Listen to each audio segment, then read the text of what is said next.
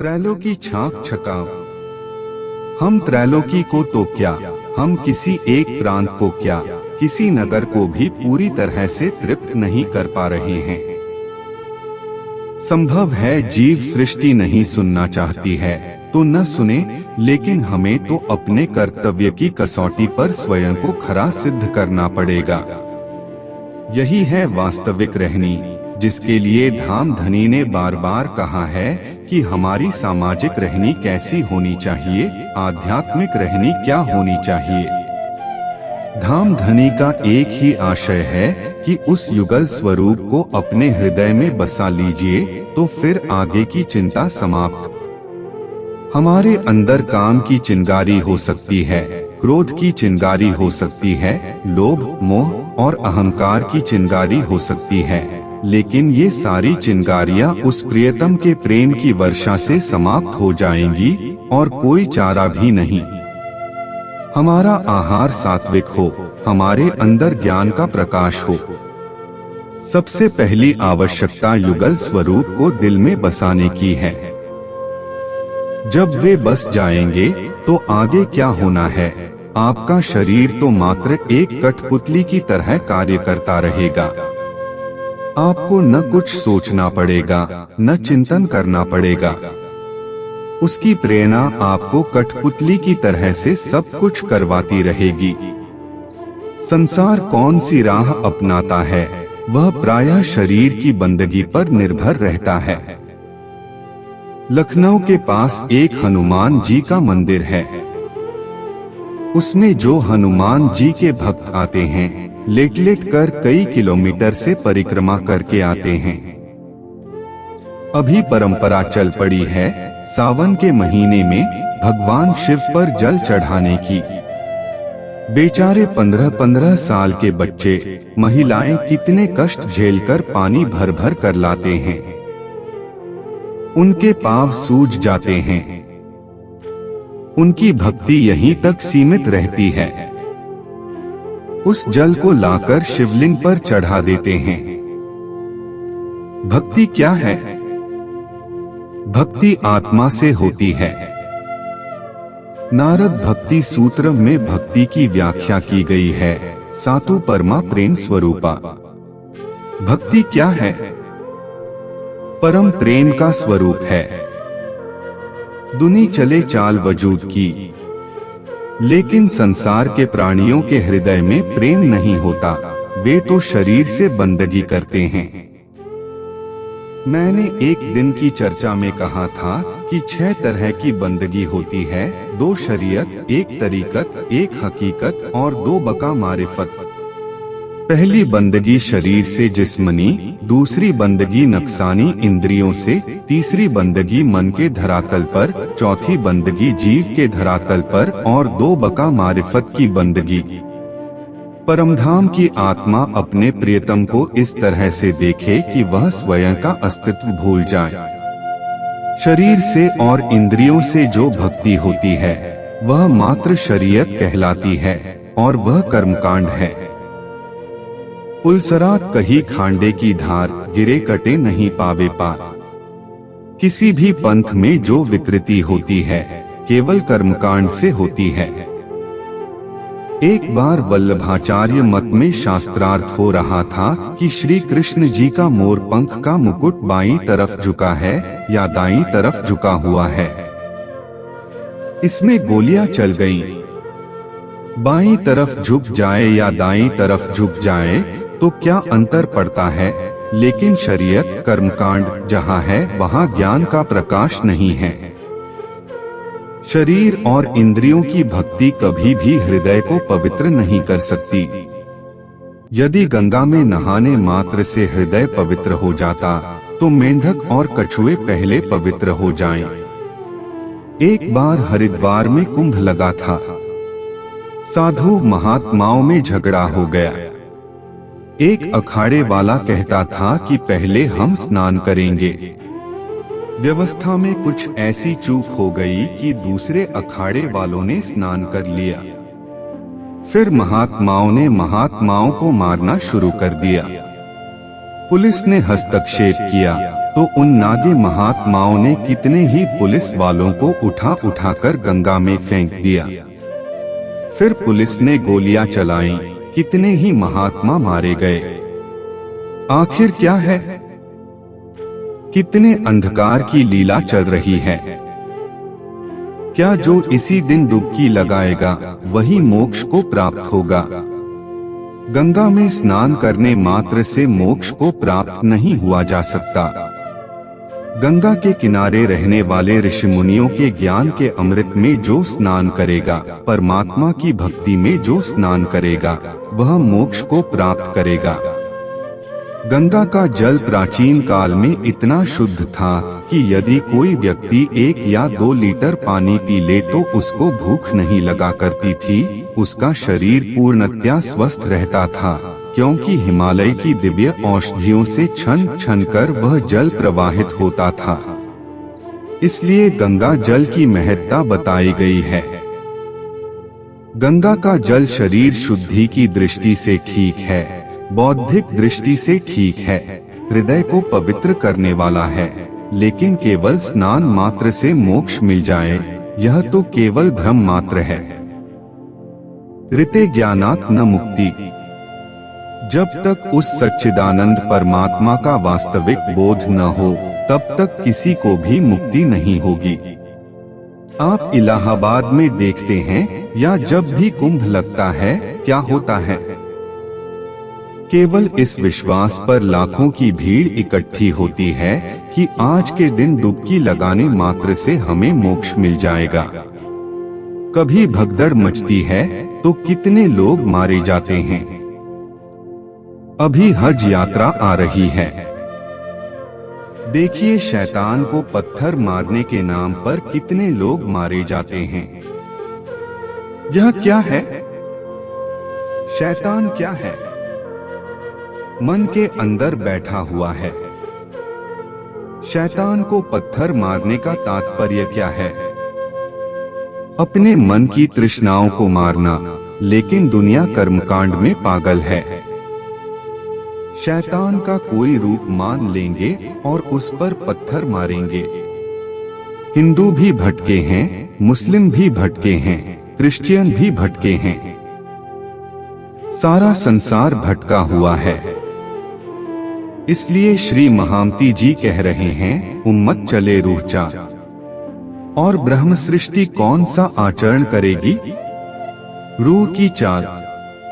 ब्रह्म सृष्टि की बंदगी आत्मा से होगी, शरीर के धरातल पर नहीं। 11 जोलो रही तोलो बहुत चाह धरे। फिर ठंडे पड़ते गए लाल कहे अंगथरे। जब तक हकी सूरत के तन से लीला चलती रही, तब तक सुंदर साथ केवल दिन रात चर्चा और चितवनी में लगे रहे। परमधाम की चर्चा, युगल स्वरूप की शोभा, श्रृंगार को दिल में आत्मसात करते रहे। जैसे जैसे समय बीतता गया, 30 साल ईश्वरी सृष्टि के रहे और 70 साल तक जीव सृष्टि का राज्य रहा। उसने केवल कर्मकांड का ही बोलबाला हो गया, और जहाँ कर्मकांड है वहाँ प्रेम और ज्ञान समाप्त हो जाता है। ब्रह्म सृष्टि की राह प्रेम और ईमान की है। ईश्वरी सृष्टि की राह ईमान और बंदगी की है। जीव न ईमान पर चल पाते हैं, न इश्क पर चल पाते हैं, और न हकीकत की बंदगी कर पाते हैं, मात्र शरीयत और तरीकत को लेकर चलते हैं। कदाचित किसी का जीव बहुत पवित्र हो गया, निर्विकार हो गया, तो निश्चित है कि वह भी प्रेम की राह अपना लेगा। रसखान क्या थे? रसखान तो ब्रह्म सृष्टि नहीं थे, लेकिन उनके अंदर कितना प्रेम भरा था। उन्होंने प्रार्थना की थी, मानुस हो तो वही रसखानी, बसो ब्रज गोकुल गांव के ग्वालिन।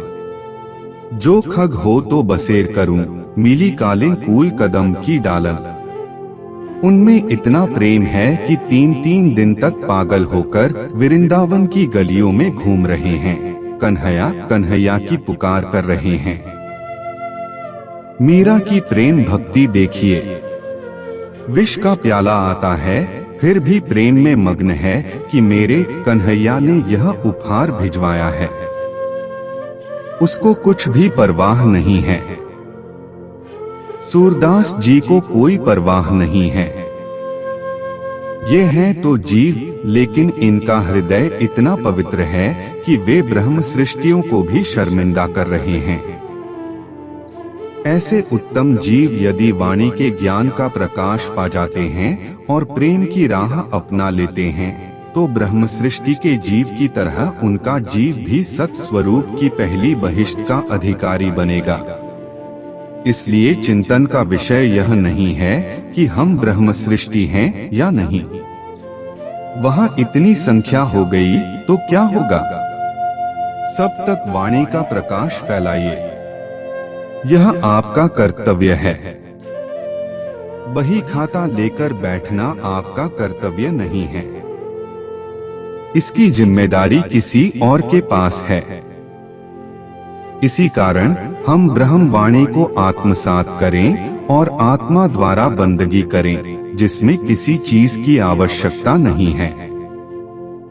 यदि आप परिक्रमा करते हैं तो क्या होगा? 2 घंटे के बाद थक जाएंगे, फिर गहरी निद्रा में सो जाएंगे।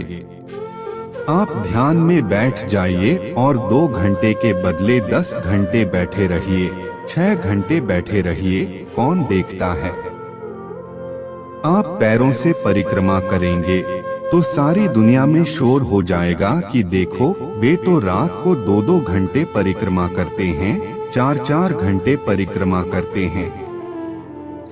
आप अपने बंद कमरे में क्या कर रहे हैं, यह किसको पता है?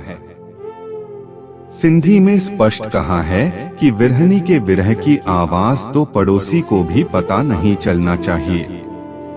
यानी उसका जो सबसे नजदीकी हो उसको भी पता नहीं चल पाए कि आप रात में कर क्या रहे हैं। यह है आत्मा से की गई प्रेममयी भक्ति। इसमें शरीर से कोई लेना देना नहीं, मन से कोई लेना देना नहीं, चित्त, बुद्धि, अहंकार सब अपने मूल में समाप्त हो जाएंगे और केवल आत्मा अपने प्रियतम के प्रेम में लग जाएगी। यह है रूह की बंदगी। लिखा एता फर्क कुरान में। कुरान के अंदर यह बात स्पष्ट रूप से लिखी गई है। वेद द्वारा भी यह बात स्पष्ट रूप से कही गई है, लेकिन दुनिया इन ग्रंथों को पढ़ती है, आचरण में नहीं उतारती। वेद का एक मंत्र है, यद अग्ने श्याम अहम त्वम त्वम घास्याम अहम सत्याह स्योह ते इहा शिवः। हे परब्रह्म, जो तू है वह मैं हो जाऊं और जो मैं हूँ वह तू हो जाए। क्या सुंदर साथ में इस तरह की बात करने की शक्ति है कि राज जी आप नीचे बैठ जाइए, मैं आपके सिंहासन पर बैठ जाऊं, क्योंकि हमारे पास अभी वह प्रेम नहीं है। हम वेद वालों को जरूर सपने की बुद्धि का अनुयायी कहकर हंसी उड़ाया करते हैं, लेकिन वेद के इस कथन को देखिए जिसमें उसने कहा है कि हे परब्रह्म, तेरी जगह मैं हो जाऊं और मेरी जगह तू हो जाए। इसका तात्पर्य क्या है? मासूक तुम्हारी अंगना, तुम अंगना के मासूक। एक इलम दृढ़ किया, अजू रूह क्यों न हो टूक टूक। हम मंदिर में डर के मारे जाते हैं कि हम नहीं जाएंगे तो कुछ हमारा अनिष्ट हो जाएगा। हाथ जोड़कर साष्टांग प्रणाम इसलिए करते हैं कि राज जी कहीं नाराज होकर हमारा कुछ अहित न कर दें। यदि कुछ गुनाह हुआ होगा तो माफी मिल जाएगी। जीव को डरना चाहिए। जीव साष्टांग प्रणाम करेगा तो हो सकता है उसके अंदर विनम्रता आए, कुछ अहंकार जाएगा। यह बात तो ठीक है, लेकिन अपनी आत्मा के अंदर भय की दीवार न खड़ी कीजिए। जब तक उससे एकरूपता नहीं होगी, आपकी सुरता कभी भी परमधाम में विहार नहीं करेगी। आप अपनी आत्मा का प्रियतम मानकर पल पल उनको अपने पास तो क्या, अपनी आत्मा के धाम हृदय में महसूस कीजिए कि एक पल भी न आप उससे जुदा, न वे आपसे जुदा हैं। लेकिन यह बात केवल कथनी का विषय नहीं होना चाहिए। उठते बैठते सोते जागते आपके धाम हृदय में उसकी छवि अंकित हो जाए, तब समझना चाहिए कि आप रूह की बंदगी कर रहे हैं। अन्यथा यह दिखावे की बंदगी तो कोई भी कर सकता है। दुनी उम्मत इन मिसाल। दुनिया और ब्रह्म सृष्टि की बंदगी ऐसी ही बताई गई है। मोहम्मद साहब ने अरब के लोगों को केवल शरीयत सिखाई क्योंकि वहाँ के लोगों का खान पान ऐसा था कि उनसे बैठकर ध्यान हो ही नहीं सकता था। जो मांसाहारी लोग हैं उनसे ध्यान कहाँ से हो सकेगा। केवल अली को तरीकत की बंदगी सिखाई और अली के अनुयायियों से सूफी मत चला। सूफी फकीर कभी भी न रोजा रखते हैं, न नमाज पढ़ते हैं, न ज़कात करते हैं, न हज करते हैं। औरंगजेब के जमाने में जब कई सूफी फकीरों को फांसी पर चढ़ा दिया गया तो डर के मारे दिखावे के लिए उन्होंने भी नमाज पढ़ना शुरू कर दिया। लेकिन आज भी जो सूफी फकीर होगा वह सच्चे दिल से कभी भी नमाज नहीं पढ़ेगा। जहाँ तरीकत है वहाँ शरीयत नहीं रह सकती। जहाँ हकीकत है वहाँ शरीयत और तरीकत नहीं रहेगी। और मारिफत की अवस्था में तो कुछ कहना ही क्या। परमधाम की ब्रह्म सृष्टि सबसे न्यारी प्रेम लक्षणा भक्ति की राह पर चलने वाली है। किंतु हम सुंदर साथ का, हमारे समाज का दुर्भाग्य है कि हर जगह शरीयत और तरीकत का ही बोलबाला है।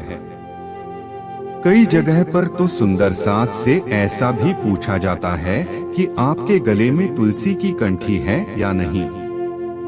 यह चौपाई में कहाँ लिखा है कि आप तुलसी की कंठी पहने? क्या गले में लकड़ी बांधने से आत्मा परमधाम जाएगी? गले से जब तक ब्रह्म वाणी न निकले, हृदय में प्रेम की रसधारा नहीं है, तो कंठी, तिलक, माला से कुछ भी लाभ होने वाला नहीं है। यह तो वैष्णव पंथी कहा करते हैं कि उनके गले में तुलसी की कंठी हो, माथे पर तिलक लगा हो, कोई विशेष वेशभूषा हो। यह तो संसार की अज्ञानता का सूचक है। क्या वेद के किसी मंत्र में लिखा है कि गले में तुलसी की कंठी होनी चाहिए या माथे में तिलक होना चाहिए? किसी वेशभूषा को धारण करने से आत्मा जागृत नहीं होती। ये सब कर्मकांड है। आत्मा के अंदर प्रियतम का प्रेम भरना होगा, उस प्रियतम की ब्रह्म वाणी का प्रकाश भरना होगा। और जहाँ तक संभव है हमें अपने जीवन में प्रतिदिन 1 घंटे का समय देना होगा ब्रह्म वाणी के प्रकाश को फैलाने के लिए। यदि आपके माध्यम से कुछ भी प्रकाश फैला तो याद रखिए आपने जीवन में सबसे बड़ा पुण्य किया। ब्रह्म ज्ञान के दान से बड़ा अन्य पुण्य कार्य न कोई था, न है और न कभी होगा। इसलिए मैं विशेष आग्रह करूंगा कि समाज के कार्यक्रमों में जो फिजूल खर्ची होती है उसमें कटौती करें। व्यंजनों को न बनाकर सीधा सादा भोजन बनाएं और अधिक से अधिक साहित्य बांटें। किसी को भी जो ज्ञान का जिज्ञासु हो मुफ्त में साहित्य दीजिए। यह आशा मत कीजिए कि वह नियमित रूप से पढ़ता है। किसी के पास तो ज्ञान की धारा पहुंचेगी और ज्ञान का भोजन आप जिसको बांटेंगे वही मानवता का कल्याण करेगा। स्वादिष्ट भोजनों से आज तक न किसी की तृप्ति हुई है और न कभी हो सकेगी।